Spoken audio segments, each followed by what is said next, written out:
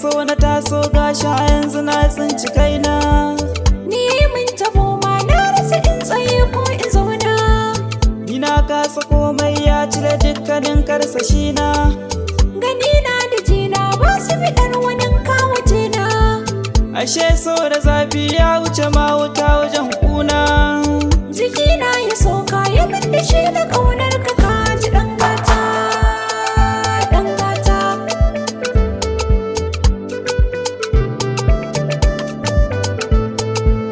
A kanki na zauce komai in akai ban fahimta.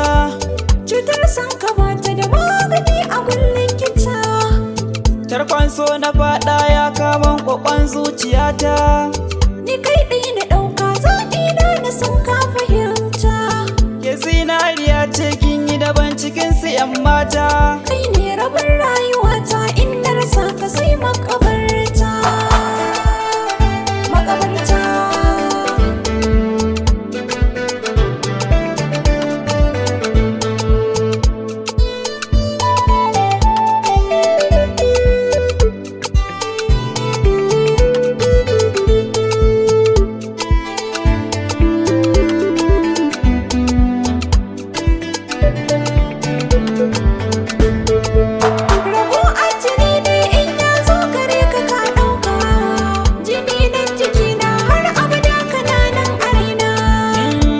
San kidan Allah ba dan kyawu na fuska ba.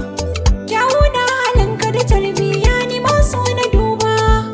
Ki karɓi soyayya ta karki mun ta baba.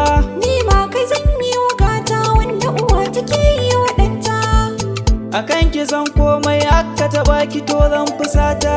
Ni ma tsantsar so da ƙauna nake yi wa jini na da fata.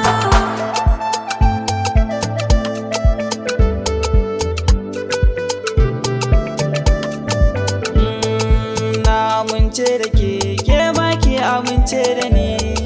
Ba na ma korafi komai in ka so zanayi.